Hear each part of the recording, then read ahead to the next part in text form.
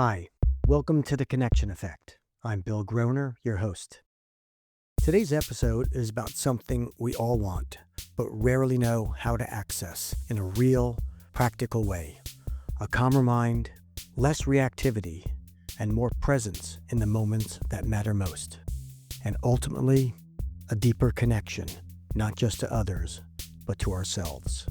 My guest today, Dr. Lawrence Edwards, has spent decades at the intersection of Western psychology and Eastern contemplative traditions.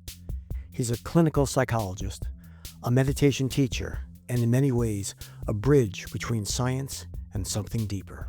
In this conversation, we explore what meditation and mindfulness actually are, beyond the buzzwords, not as abstract ideas, but as very trainable skills. But we also go further. We touch on a bigger idea, one that may feel a bit less scientific, but it's hard to ignore once you hear it. What if beneath all of our differences, we're more connected than we think? What if the sense of separation we feel isn't the full story? And what might change in our relationships, our conversations, and even in society if more of us could access that perspective? This is a conversation about the science and the soul of connection. Let's get into it. Today's guest is Dr. Lawrence Edwards, somebody I've known for years and have done some work with in the past. And instead of me trying to give you a summary of his background and credentials, Lawrence, welcome to the podcast. Can you share a little bit about your background as it relates to the stuff we're going to be talking about today?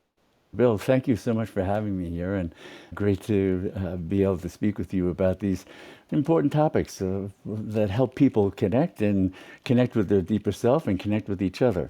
My background, after many decades of work in the meditative field, I was also trained in Jungian depth psychology. I was trained in neurofeedback, biofeedback for training self-regulation skills for everything from peak performance training to working with attentional deficit disorders. My PhD from Temple University back in 1986 was in clinical psychology through psychoeducational processes, so I was very much involved in education as well, and my master's degree was in education. So that's my background. I think we'd be remiss in not stating at the top that you're a mix of Western and Eastern. Yeah, I mean, it's been, I don't know, a calling to be a bridge, a translator, so that I can lecture at medical schools, talk to scientists, researchers about the mind, consciousness, which is central to our experience, and how Eastern traditions have informed that. And over the last few decades, Western psychology, as it went into humanistic psychology and then into transpersonal psychology and positive psychology, really developed an appreciation for the profound effects that yoga, meditation, mindfulness have on how our mind and brain works, how our body works, and how it transforms our psychology. So you mentioned two things that I want to talk about today, and that's meditation and mindfulness. What's the overlap and what's the difference? Well, mindfulness is a particular practice, and I would say it focuses on a subset of what's developed through meditative practice. So, meditation, even to understand meditation, we have to differentiate three things. You know, there's a practice of meditation. Am I sitting? Am I doing meditation as a sitting practice, eyes closed practice? What's the actual practice? Then there's, if you repeat that practice over time, what changes? So there's meditation as a transformative process.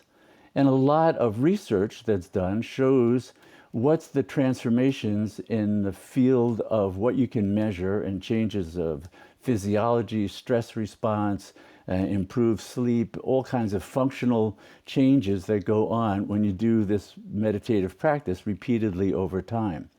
So you have meditation as a practice, meditation as a transformative process, but then you have meditation as a state.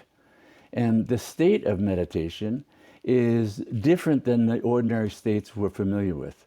So we're familiar with the waking state, the dream state, the deep sleep state. Meditation is a state that encompasses all of those and goes beyond them. So it's said to transcend and subsume. Okay, so before you go on, Yep. because there's a lot to unpack here, let's talk about the practice of it. Yeah. When you say the practice of meditation, what is consumed and subsumed with that? Well, for instance, mindfulness is a meditative practice.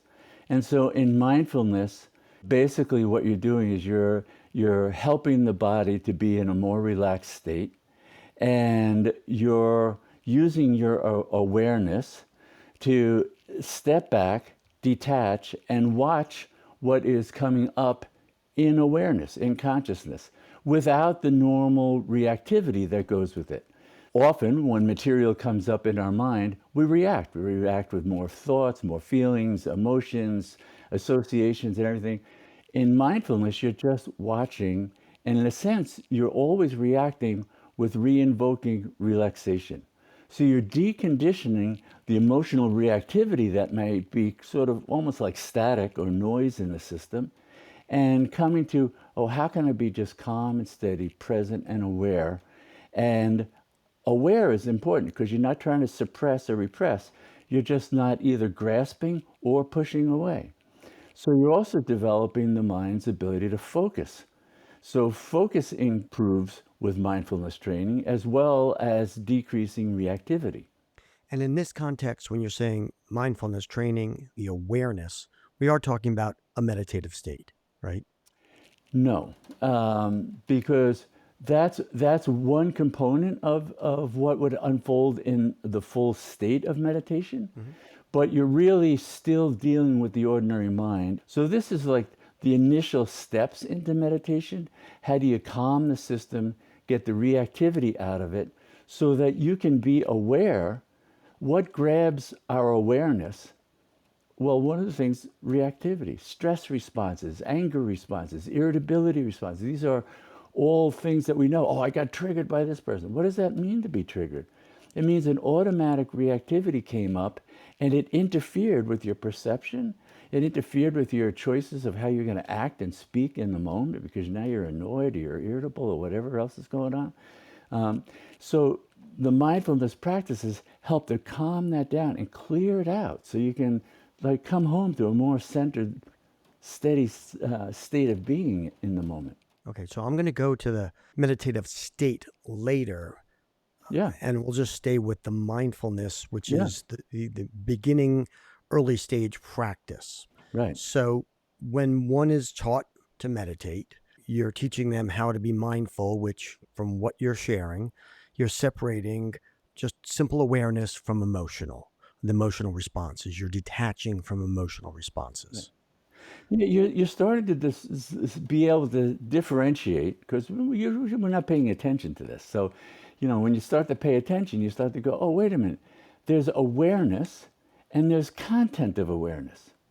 So the awareness is like the light that's in the room, but the content is what's in the room. So for your mind, there's awareness, but we're usually focused on all the content. I think this, I feel this, I remember that, I like this. That's all content. So the initial practices are starting to say, you can start to perceive the field of awareness, which already starts to give you some detachment from all the content that's arising. It seems, it's clear to you. It's a little confusing otherwise, I think, to a lot of us. I'll give you an example. I meditated before. I've meditated now for 50 years. I started with transcendental meditation. I did some yoga breathing meditation. Now I do all different types of meditation. And I did a 10-minute meditation earlier today. And as I'm meditating, I'm starting to think about the questions I'm going to ask you. So let's just stop right there. If you were guiding me at that point, and I was focusing just on my breath, I guess we should start by saying that one of the ways in which you start to meditate is you're just focusing on something that is innocuous, like your breath, and you're just aware of your breath. Right, Is that a right. fair way to start, by the way? Just Well, breath it's awareness? fair to say that we start with a focal point. To begin with, we usually start with, it's focusing, and you're focusing attention. And if you're focusing on the breath, you're also making use of the fact that physiologically, we can start to transform what's going on in the mind, how much thinking, how much reactivity, by slowing and deepening the breath, becoming mindful of inviting the breath to slow and deepen, it begins to change because it's a positive stimulus. There's a whole raft of research on this, on how it affects the vagus nerve, how the vagus nerve affects the amygdala in the brain, which is related to hijack and stress responses. All that is getting dealt with and calmed down just by, oh, let me keep a slower, steadier, deeper breath. So today, I'm focusing on my breath. I have these thoughts about, oh, what I'm going to ask him this question and that Right. question. If you were guiding me, what would you say to me at that point? Is it okay to keep thinking about that? No. No. Okay. And what does one Right. then do? So the part of it and part of the what you're training the mind to do is disengage. Mhm. The mind is so used to automatically engaging in content. So a thought can, oh, that's an interesting thought. I wonder where that goes. Or what about this? And this is related to that thought. And well, I feel this about that too. And that brings up a memory about this other thing. And you're not meditating, you're thinking. Right. And even if they're productive thoughts, they're not the task at hand. What's the task then? So I'm now Right. thinking about our questions. What's my Yeah, task? right. Shift. So you're using breath. Hmm. So what you keep doing repeatedly is you let go of that automatic engagement and thinking, oh, I want to engage in that thought. And let me go to the next one. And you go, oh, wait, I'm just thinking. All I'm supposed to do now is just feel the stream of the breath coming in and going out. Let my whole awareness just feel the flow of the breath coming in, the flow of the breath going out. Sometimes we use a phrase that goes with it. Thich Nhat Hanh, a very famous Buddhist teacher, would do mindfulness on the breath and use a phrase with that. Something like, oh, peacefully the breath comes in, peacefully the breath goes out. You just do that over and over again. Oh, another thought comes up, you just let it go. You just notice thought, peacefully the breath comes in, peacefully the breath goes out. What if the thought comes up? By the way, that was relaxing just the way you did it just now. I actually exhaled, and I know I engaged my parasympathetic nervous system just now, Yes. just listening to you do those two breaths. But okay, so you have a thought, and you're supposed to say, "Oh, I'm thinking," and go back to the breath. So when a thought comes up, you're aware. Oh, there goes my brain again, and you bring it down to the breath. What Right, if the next thought is, oh God, I'm a loser. I mean, like 3 times now in the last 5 minutes, I keep thinking and I have to go back. I'm not good at this. Now right, there's like sort of that negative emotion that's happening. right. What's Yeah. same thing? Just say, oh, Exact look at same me. thing. I'm thinking and go back to Yeah. my breath. Because from a meditative point of view, the whatever the content is irrelevant. It's irrelevant. Your only task is to let it go and come back to the breath. All right. So let's just, I mean, we could talk for hours and hours about this, and I have a lot we're going to talk to. So I'm going to jump through some things here just so our listeners and we can all grow and learn a little bit more. How often, if there's a benefit to this, and we'll talk about the benefits in a minute. When I took TM, it was 20 minutes twice a day religiously, and you felt if you didn't do it, it wasn't working. When you teach, how often should we do it? For how long? Right. Uh, as often as possible.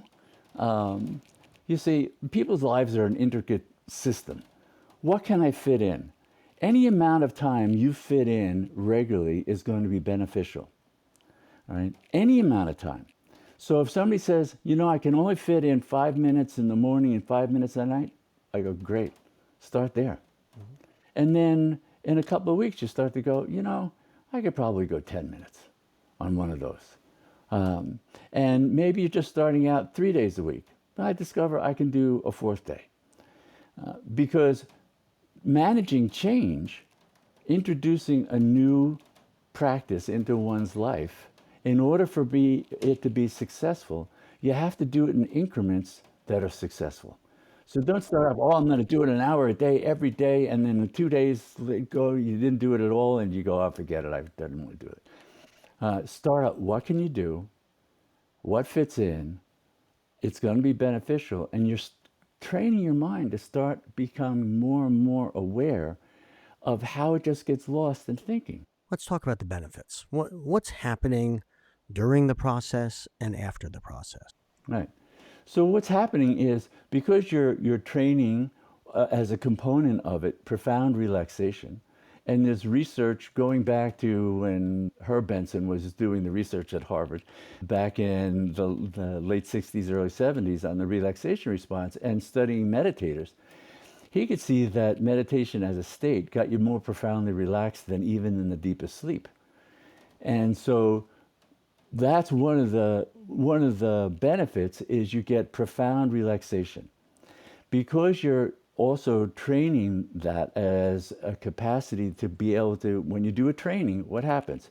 You're able to do it more easily, more quickly, and sustain it for longer periods.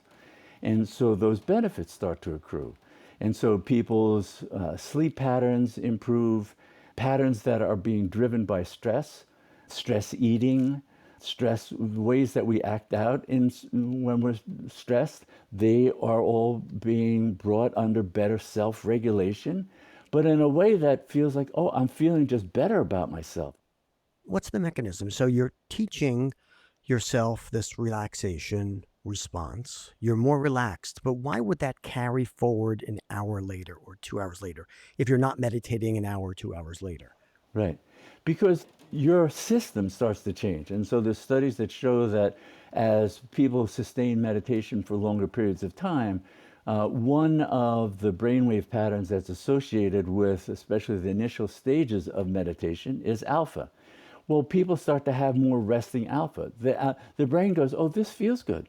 The brain wants to be self-regulated. It didn't know how. And then it's able to go, oh, I can keep this going. I don't have to just always go into a profound state where no demands are made of me and I'll be eyes closed or eyes open or just sitting alone in a room. I can sustain this being less reactive, more detached, more open. So I see more possibilities in myself, in the moment, in others. All those things open when we're not being flooded by reactivity. Wow. So that sounds like a physiological benefit, which is that you're able to achieve a more relaxed state. But you also said that in the meditative state, you're disassociating thought with emotion. So if something's creating emotion, you're saying, oh, that's creating emotion. I'll go back and I'll forget about that thought. So you almost are emotionally regulating, not physiologically, but cognitively or Oh emotionally. yeah, it's complete connection between both what's going on cognitively, emotionally, and physiologically. So when you meet stressors, you meditate in the morning. 3 hours later, you have an unhappy conversation with somebody that's close to Right. you, and it creates an emotional response. Is it that you're cognitively saying, "Oh, that's just emotion, forget that thought and just relax," or physiologically, is your body just in more an alpha state? What's benefiting you for that Right. adversity later? Right. So, a couple of things. One is the body and brain begin to be able to respond with the relaxation response more automatically. You're training. You're training a new habit. You're differentiating and stepping back. You're not forgetting about it. You're saying, I don't have to be reactive to it. I don't have to identify with it and become the emotion. I can say, oh, anger is arising. It's there. Oh, but I'm not angry. See, if you become the anger, then it's flooding your system and you almost have no choice but to act it out. But when you've opened and expanded the container and say, oh, my container is this wide field of awareness, and anger can arise, oh, a different thought can arise, a different response. All kinds of things can be arising now. And that's what I'm seeing in meditation, that when I don't become just solely identified with whatever the content is, then I have a much more open internal flow state. So a lot of people right now are going through life, and it's a stressful world. It's a little Yeah. crazy out there. Let's just take a simple thing where you're reading the newspaper and you're reading an article that makes you anxious and upset. If one has a good meditation practice, do you feel they'll have a less adverse emotional reaction to the things that they're reading? Yes, it often diminishes that in terms of how much it floods. It's not like they become, oh, everything's fine. No, you see, oh, there's a feeling that goes with that. I don't like what's happening or what this person's doing or what the government's doing, whatever it might be. See, when we become identified with something, Say it's anger. When we say there's a big difference between noticing anger arising and I'm angry, very different. Noticing anger arising, then you go, oh, what's that about? There's intelligence to anger. Anger says there's something wrong here. Here's a bolus of energy to try and create change. But you have to hold it long enough to distill it, to refine it, and say, how am I going to use that energy to be effective in trying to create the change that that emotional reaction has brought to my attention needs to happen? That's a very sophisticated process to develop. But that's part of what mindfulness and meditative training empowers us to do because we have that capacity. So you're differentiating between consciousness, which is what is your awareness, and your thinking, and those two things are different. Right. Um, that's an that's an evolved thought, right? Right. I hear what you're saying. To now live that life and separate those two feels like it's a very complex process. It is. It is. And that's why the yogi said you have to be prepared to do it for lifetimes. So when we're talking, most of well, a lot of the work that I've done in organizations and individuals, that's the deep end of the pool. And whether one is interested in going there or not, that's fine. There's so much we can get from the foundational practices of meditation that just have to do with self-regulation skills. That we are able to then see how, oh, I start thinking like this, and then emotions come up. And my emotions are reactions to the thoughts that I'm having. So if I change the way I'm thinking, I'm also going to change the way I'm feeling. And I can develop that skill. And when I start to slow and deepen my breath and do a simple practice like that, then the physiological innervation that it also drives emotional thinking and the stress response in the body is already starting to be calmed down. So we're starting to look at the ways on very concrete levels that we can intervene and just be in better balance, better harmony, and get a lot of that reactivity out of the system. That's why it's used for peak performance training. I mean, top athletes that I've worked with, Olympic hopefuls, be sent to me if they're by a former Olympic coach training swimmers.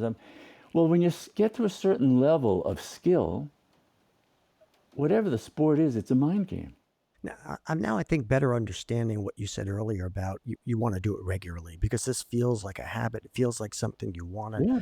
be thinking and be in that mindset almost on a regular basis. And if you get disconnected from it, it's harder to get back to. If you start to turn back, you're going to get back. If you turn away, yes, you're going to turn away and experience that. What happens with people as they are doing the practices more? Just doing the physiology of breathing, because you've done biofeedback, and one of the early components of biofeedback when I'm training with people is heart rate variability. It's working with this just slowing, deepening. There's a systematic kind of form of breathing that you get into that gets into synchrony, and it changes our physiology. And then people start to notice, oh, I got up to a red light, and I used to go, oh, I can't believe I'm at a red light. And their body just starts to slow and deepen their breath, and they didn't react because it's become a habit that feels good, and the mind and body go, oh, I have a choice. I don't have to go into that more dysregulated, discomforting state. I can choose to be better regulated and feel better in the moment. We talked about it doing it regularly, daily, prophylactically, but would you recommend that people do it in advance of adversity or after an adversity? So let's assume you're going to Thanksgiving dinner and Uncle Charlie is there and he's different politically or socially or ethically on issues than you are, and you know it's going to come up. Yeah. Do you meditate for a few minutes before to sort of bring you into a better state so you can have less emotional reactivity to him? Oh yeah. I mean, and you can do it very specifically with particular individuals in your life where you see reactive. So there's a practice of meditation where you're just sitting and you're not trying to make it about something. You're just doing that practice, deep relaxation. Let me be detached and aware, just watching the stream of the mind go by. So a lot of times I'm telling people, just watch the flow of the breath and the stream of the mind. Calm and steady, just watch. Flow of the breath, stream of the mind. That's the general, deep, relaxing, just training that ability to be detached and aware, relaxed and at ease, at home in yourself. Then you go, wait a minute, but yes, this thing is coming up, and it might be a competition, it might be a family member who's challenging to deal with, it might be a test, because I've done it with many students, adults, and children for test preparation. Now, bring the test to mind. Oh, you start to feel, now your breath is starting to get a little shallow. Your heart rate went up a little bit. Okay, now breathe and let that go. Come back and steady yourself. So now you're training yourself to decondition that stress response to whatever that is and empowering yourself to be able to be, I can be calm and steady and move through whatever I have to move through. So you're developing confidence in that capacity. I love that. So you're saying that if I'm going to be seeing Uncle Charlie later on, if I meditate for a few minutes before and think about the Uncle Charlie situation, that'll and allow it to provoke that anxiety, and then meditate, and then as a result of the meditation, relax, create a relaxation response that can carry forward to the Yeah, actual yeah, interaction. absolutely. Yeah, because you're training yourself. It's just like in sport where we'll do visualization exercises. The classic was the research done on training basketball players to do free throw shots. Well, it turns out if you train them to do visualizations and sink every basket in the visualization, they actually performed in real life better than those who did lots of free throws. Right. The same circuitry you use for a visualization is what you use in actual task in the moment. All right. So when you're meditating to say, oh, I'm going to deal with him more at ease. And if I get flustered, I know I can just come back to my breath. I can just stay centered. And so you're bringing your tools and rehearsing using them. Oh, what if he says this? Yeah, I can just let that go by. I know that's his afflicted mind. That's not me. He's afflicted. What am I going to do? So you practice compassion for him as well. So, okay, let's talk about that. So, you're in conversation because a lot of our work is how do we speak to people that we disagree with? And one of the things we talk about is emotional awareness and then Mhm. regulation. So, you're in that conversation. The other person says some things that trigger you. Mhm. What is the mindful technique in mid conversation if you're able to recognize this emotion? What would you recommend? Yeah, come back to you. Breathing is critical Mhm. because breath is one of the most concrete ways to self-regulate. If you start slowing, you start to notice, oh, my breath. So we start when you're training mindfulness training, you're noticing how fast you breathe in, how fast you exhale, how fast is the inhalation, how fast is the exhalation. It turns out there's an optimal speed for that. We don't think about that. There's actually a better speed. If you're just sitting, most people, if they just counted the number of seconds on the inhalation and exhalation, most people are breathing about 1 or 2 seconds in and 1 or 2 seconds out, As opposed to, as opposed to 5 seconds in, 6 seconds out. right. So the stress breath is a fast breath, fast and shallow. It's a stressor in itself. You're actually invoking stress by breathing too fast and shallow. We're going through life like a bunch of panting dogs, and we need to stop, slow the breath down, calm it down. Panting dogs. So tell us physiologically what's happening when you're Right. in panting dog mode. Right. So what's happening is you're literally creating the conditions that help to stimulate that stress response. There's an area of the brain called the amygdala. It's subcortical. The cortex is the wrinkly outer covering we think of as volitional control. Subcortical is this amygdala, part of the old mammalian brain. And when that gets triggered, that's where the phrase, very famous psychologist Dan Goleman in mindfulness training created the phrase amygdala hijack. So the stress response takes us over. And that's the fight, flight, freeze kind of response. Well, that shallow breathing is already a sort of subclinical stressor, right? And it means that it's not allowing the system to be as calm as it can be. So stress over time changes the floor from where we react off of. So a little kid, they get stressed and they recover. Adults, their floor is higher.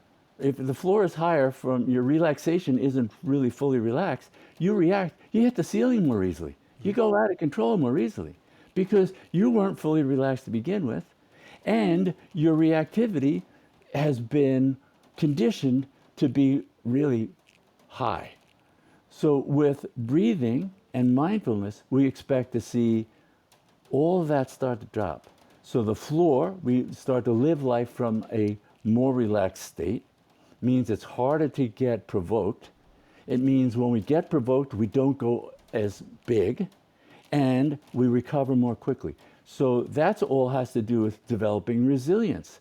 That's another capacity that's very important for high performers in any kind of walk of life. Resilience, that ability to deal with stress and come back relaxed and at ease, have an open perspective, be able to see outside the box. That all is part of what are the side effects, really, of meditative practice. So if you're in a heated conversation and you recognize that there's a lot of emotions being provoked, you're shallow breathing, you're getting angry, and you respond the way you're suggesting, which I presume is breathing, and being aware of the emotion and just coming back to your breath and the conversation, not your emotion. What's the shortest period of time that you could recover? I mean, can you be right back in it in a second or two?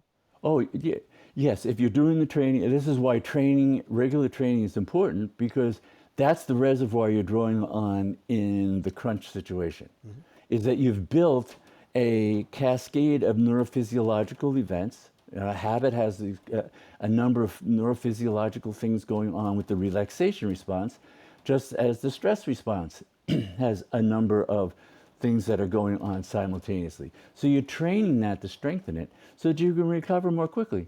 But you're also developing the capacity to say internally, this may not be a conversation that's worth having. Right. Boundaries are important. Yeah. So a lot of people get distressed because their boundaries are being violated, or they're allowing themselves to be in a situation where they're being pushed in a way that, Buddha called it noble silence. You just stop, smile, walk away. That you're not going to change that person. You have to understand what's really going on other levels as well, that you can be aware of if you're not just being flooded by what the reaction is. One of the favorite phrases that we talk about in our dialogue workshops is that it's okay to say, well, let's just agree to disagree. Sets the boundary, ends the conversation, shows the other person that you're actually, respect them. You're not disrespecting them. You're saying that we disagree. You have this position, I have this position. So, okay, let's move towards the state of meditation. Right. You talked about before as though this is more advanced, probably takes a significant amount of practice. Can you share, define it, and tell us how we get there? Yes. And can we do it in the next 20 minutes? And there's a 5,000-year yogic tradition that has written and done that as practice in Buddhist traditions and other mystic traditions. So yes, we can give a thumbnail sketch of this. The meditative state, one of the ways we differentiate it from the ordinary states that we're familiar with, the waking, dream, and deep sleep. Waking, dream, and deep sleep are discontinuous, and they're exclusive, right? So if you're in an awake state, you're not in the dream state, and you're not in the deep sleep state. They're discontinuous. The state of meditation is continuous, envelops those three states, and transcends it. So the meditative state is a radically different state of consciousness. In the waking state, you have both the awareness of body, but also infinitude of being. Right? So the meditative state adds, it doesn't detract, it's additive. In meditation, you're the infinite. Now, again, this is really a whole nother podcast, but have you yourself experienced that state, or have you met Yeah. anyone who has? Can Oh, you yeah. share a Well, little bit? Yeah. yes. Myself and I'd say countless others Countless others, have life, experienced it that I know of. lifetime meditation practitioners, yogis. That's and some spontaneous. For some people, it's one of those peak experiences that gets written about. Oh, I had this unitive consciousness experience, but it was a one-off. Hmm. Yeah, because the capacity is innate, and because the state of awareness is unbroken in meditation. It means your meditative mind is fully present here and now, always. It's always in meditation. It's always subsuming the waking dream and deep sleep states. It never disappears. So people who have experienced that state, what types of things would they say? How would they describe it? It's beyond words.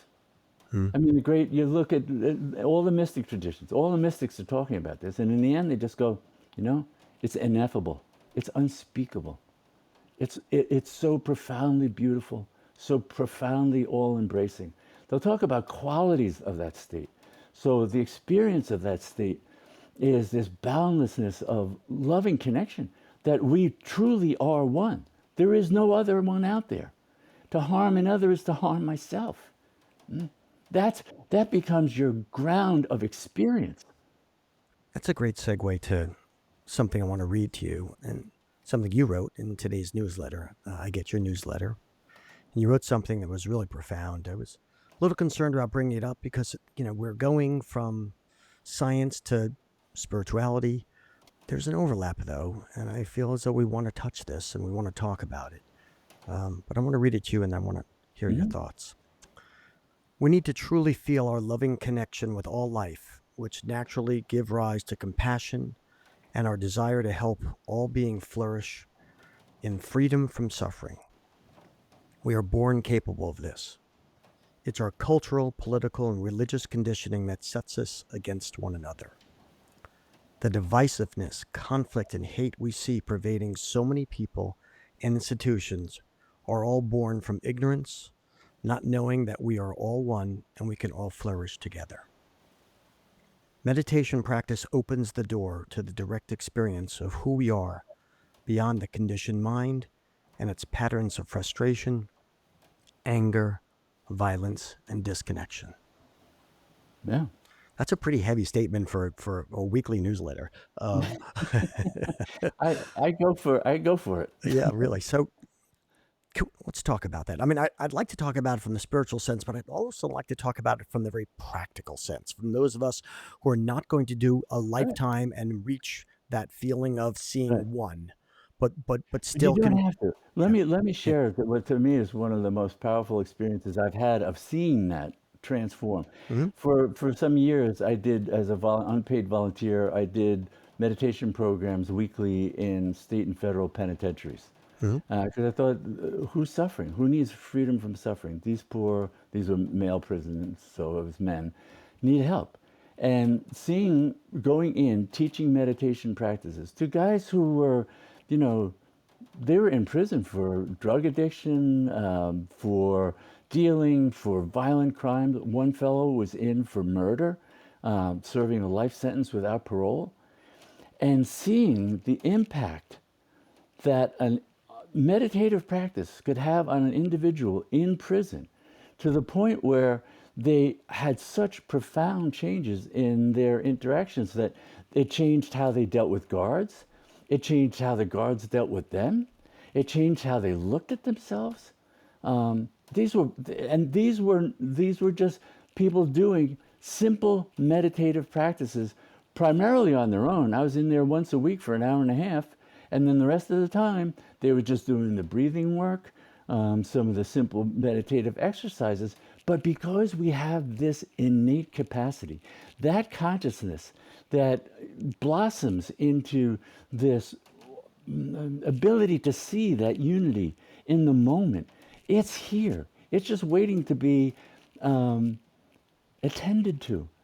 Attention is like the miracle grow of transformation.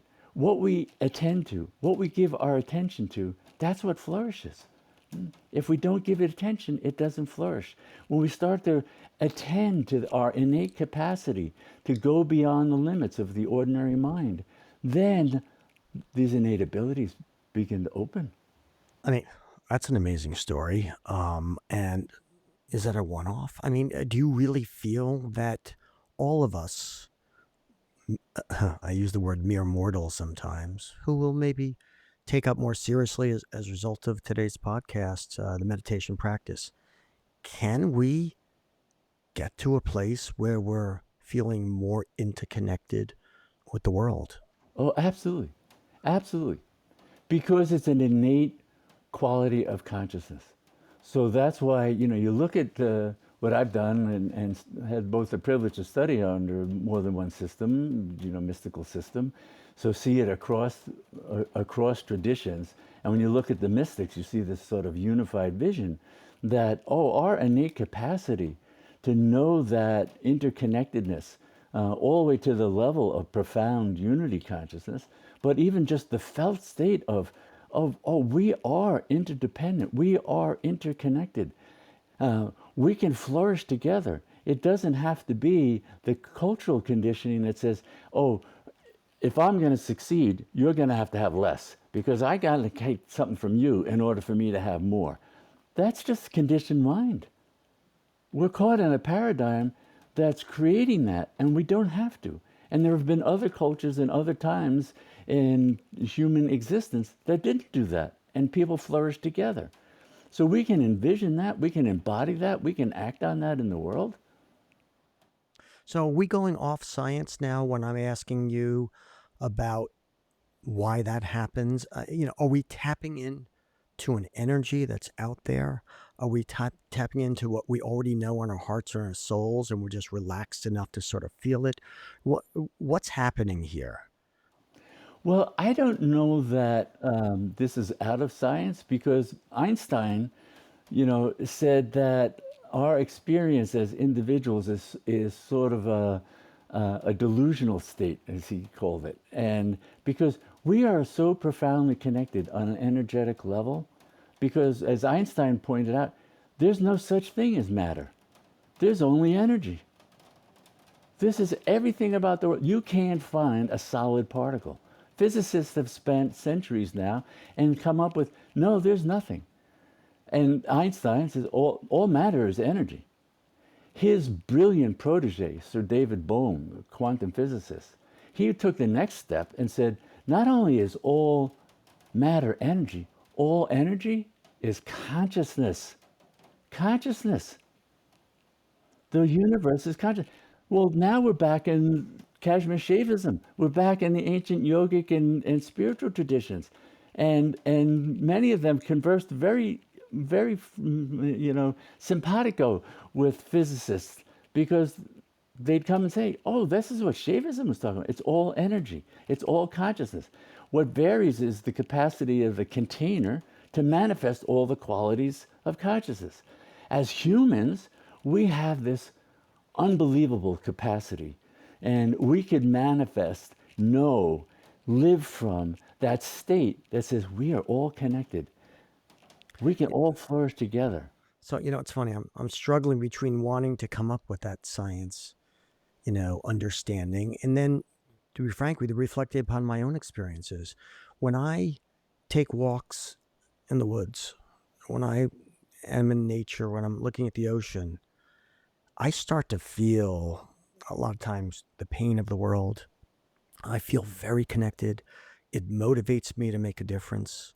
I don't know if these are states of mindfulness. I don't know if other people experience these things, but I do. I have experienced to some degree some of the things that you're talking about. Yeah, This amazing interconnectedness that we yeah, all have. For me, it's when I talk to strangers, and all of a sudden I've never met you before, and our eyes meet, and we don't know each other, and we just talk for a moment, and I feel like, wow, we are two people from the same planet, and you matter, and I matter, and we're in this crazy place together. yeah, yeah, So, okay, well, thank you so much for that conversation. yeah. Last couple of questions. What's a hope that you have for individuals or society in this realm? Oh, that the availability of these kinds of practices, the understanding of it, that it does have very good scientific research behind it. And though it existed long before science, so that perspective, the unitive perspective, doesn't rely on science. But because we're in a world now where we look for validation, and there are levels of that validation that come through science and science research, which are very good for how it changes mind and body states, how it increases our capacities to be kind, compassionate, loving people, patient, things that we really want to be able to live into the world, that these kinds of trainings are so much more available now than ever before. You don't have to go to India. You don't have to go to a mountain. You don't have to go to an ashram someplace far away. It's on the internet. There's books, there's trainings. It's becoming so accessible to people that I feel like it's really filtering in. I see, mindfulness meditation being taught in schools and teaching kids self-regulation skills based on that.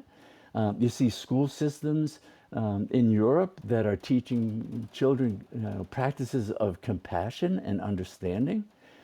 These are self-regulation skills. These are saying, oh, we have this capacity. How are we going to give it attention and then train it? Because when you train and give it attention and positive attention, it flourishes. You know what I love about what you just said was we don't have to all be lifetime meditation practitioners and someday maybe find one and that and connect to the consciousness of the rest of the universe.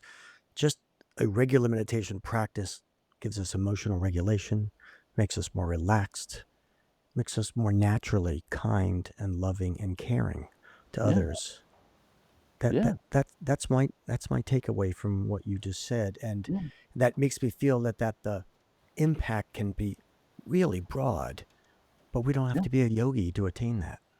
No, because in many ways, these traditions focus on, yeah, that's a great state, but how are you interacting with others? Because the yogi who can be in a samadhi state in a cave who comes out and barks at people, what good is that? Um, right? So, where's your kindness? Your natural state, because again, it comes down to the Eastern tradition that you are boundlessly loving, you are boundlessly kind, you are boundlessly compassionate, you are boundlessly wise, you are boundlessly joyous. Why aren't you living that? Because you got identified with a contracted mind. That's the only thing in the way. And once you come to know the truth of who you are, cut through the ignorance that creates all this pain and suffering, you can live that truth, the truth of your boundless wisdom, the truth of your boundless, loving, kind, compassionate nature into the world that will help everybody flourish. Lawrence, I don't think any further words are needed except I love you. Thank you so much. It's mutual, my friend. Okay, thank you. Thank you. Wow, I felt great emotion from that conversation. Not that we fully understand everything we just heard, but something in it resonates. Part of what Lawrence is really pointing out is something we can all access right now in small ways every day. The ability to pause, to notice, to not be completely taken over by our thoughts and emotions in the moments that matter most. And when we do that, even a little, we are different. We listen differently, we react less, and we create more space for understanding, for curiosity, and for connection. And maybe, just maybe, we begin to feel something else too. That we're not as separate as we think. That beneath all the noise of society, there's a deeper level where we're actually more connected to ourselves and to each other than we realize. Now, whether you see that as science, spirituality, or simply a powerful idea worth exploring, it's hard not to feel that there's something meaningful here. So, here's something simple to try. At some point today, when you feel yourself getting pulled into reaction mode, pause, take a breath, and notice what's happening before you respond. That small moment of awareness might change more than you expect. And one more thing. After we wrapped the formal interview, Lawrence and I kept talking. The mics were still on, and the conversation went to some interesting and at times deeper places. We didn't plan that as part of the episode, but as we listened back, we thought some of you might really appreciate hearing it. So this is the end of the main episode, and if you're cutting out now, thanks for joining us at The Connection Effect. And for those of you that want to keep going for a few minutes, just stay right here. We'll play that bonus conversation right now. Wow. That was intense. Oh, wow. Wow, you're marvelous. I'm convinced. Yeah, that so meditation as a practice. It's just accessing what's there. And the more we access it, the more we're going to be able to live it into the world. And the real attainment is, can we be loving, kind, and compassionate in the face of anything? I think of somebody like Thich Nhat Hanh. He took on stopping the Vietnam War through loving kindness, through compassionate presence. He didn't try to get everybody to meditate. He just walked peace into that But what I context. loved about what you're sharing is it's not just this kumbaya, don't we all need to love each other? It's that meditation could bring out our best selves Yeah, and prevent the obstacles of emotion from creating disruption and disconnection, yeah. and bring out who we naturally are. I mean, it it's doesn't seem to be too complex. Maybe it's hard to attain, but not too complex to understand. It's not at all. Our ordinary mind is working out of a deficiency model. I lack this, I lack that, and because of that, I'm distressed, and then I have to work to fulfill it, and I got to get it, and I got to step on this person to get it, and I have to step on six more to get more of it. I mean, that's the deficiency model, and it's based. That's why it's based on ignorance, because the ignorance is you don't know. You don't know how full you are. That you are so abundantly full of grace, of compassion, of love, of kindness. How did you get convinced that you're so tiny and contracted and lacking so much? No wonder you're flailing about, creating suffering for yourself and others. I wonder I wonder if people realize that they are full of love, grace, and compassion. No, they're conditioned to think otherwise. You're a sinner. I mean, even our religious traditions don't really hold the truth in that way. It was the mystics of the tradition. There was a great story. St. John of the Cross was given, he was talked about, he was given a vision in which he could see through God's eyes. And he goes, why? Why didn't my church tell me? All God sees is himself. That's all there is. To know God is to have that vision that all is the divine. There are no sinners. There's nobody who deserves to be punished. So maybe we need to tell people not just how to meditate, but to reaffirm and have them believe that they are good, loving, caring, compassionate people. Right. Can I Uh, tell more? Do you want me to tell more of that story about the prisoner? yeah. So, one of the prisoners, he was the one serving a life sentence for murder, life sentence without parole. He came to me for high blood pressure, deeply stressed.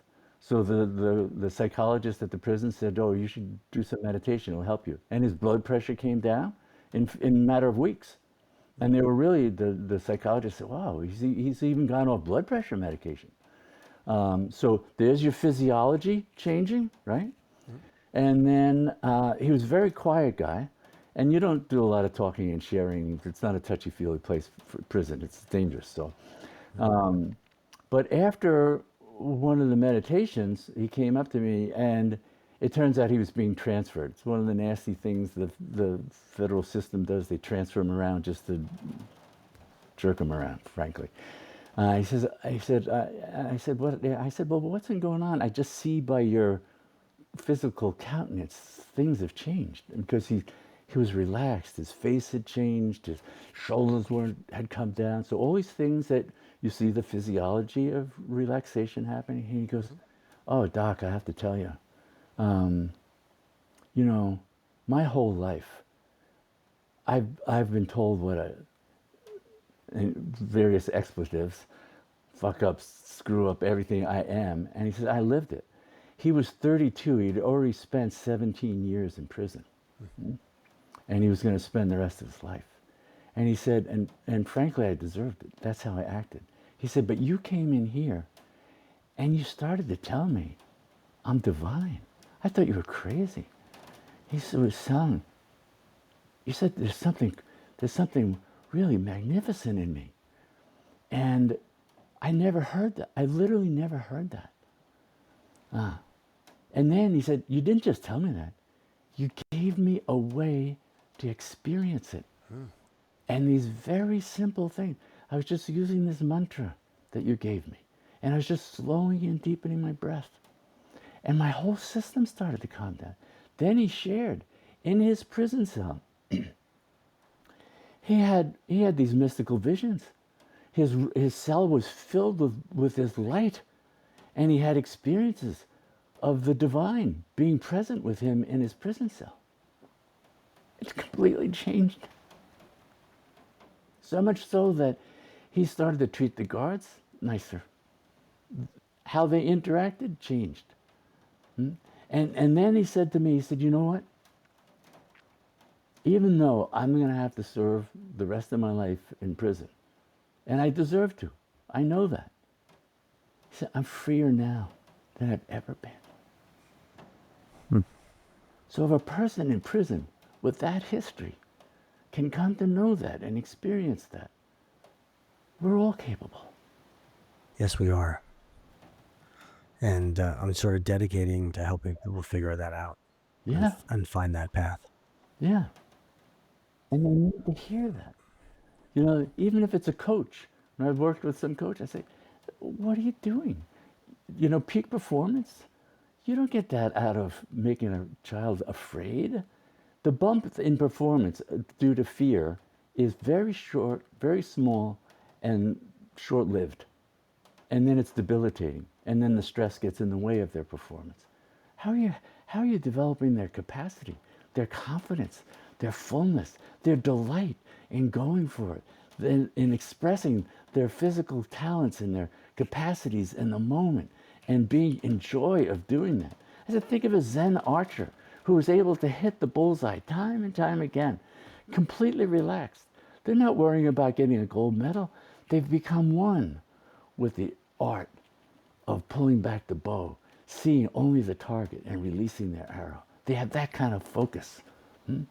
So, meditation practice give you emotional regulation.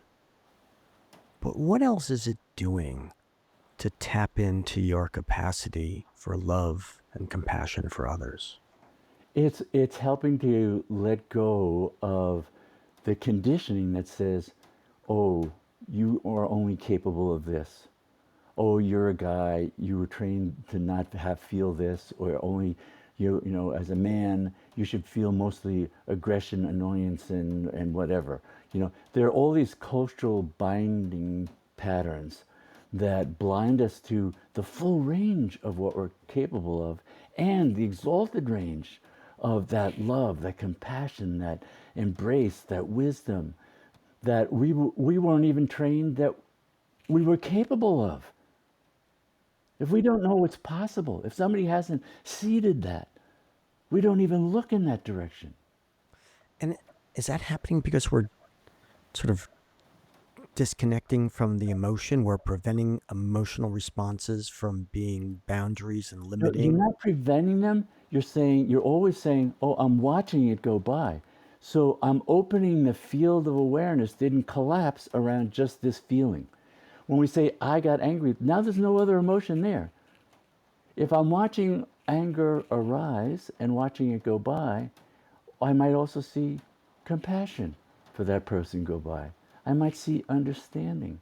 I might have other feelings and thoughts, other capacities and other ways of being able to act or react are now have the space to come up. It's interesting. Jonathan Haidt, in his work, talks about the elephant and the rider, and the emotions are preventing logic from flowing. But you're talking about something, different and significantly, I think in my mind, almost more profound, because it's allowing love and compassion Right, and acceptance of others right. to flourish. Yeah.